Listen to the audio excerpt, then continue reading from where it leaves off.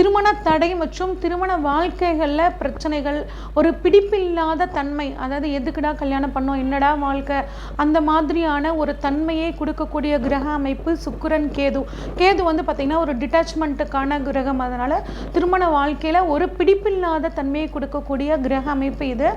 இந்த கிரக அமைப்பினால் வரக்கூடிய பிரச்சனைகளை நம்ம சரி பண்ணி திருமண வாழ்க்கை நமக்கு சந்தோஷமாக இருக்கணும், திருமண தடை அகலணும் அப்படின்னு பார்த்தோம்னா விநாயகர் வழிபாடு ரொம்ப சிறப்பான வழிபாடு. அதாவது சதுர்த்தி அன்னைக்கு விநாயகர் சதுர்த்தி திதி அன்னைக்கு விநாயகர் வழிபாடு, ஆஞ்சநேயர் வழிபாடு, அது மட்டும் இல்லாமல் சித்திரகுப்தர் வழிபாடுகள் பண்ணுறது ரொம்பவே நல்லதுங்க. அதே மாதிரி சாதுக்கள், சன்னியாசிகள், சிவனடியார்கள் இவங்களுக்கெல்லாம் வந்து பார்த்திங்கன்னா அன்னதானமும் வஸ்திர தானமும் பண்ணுறது ரொம்ப நல்ல விஷயங்க.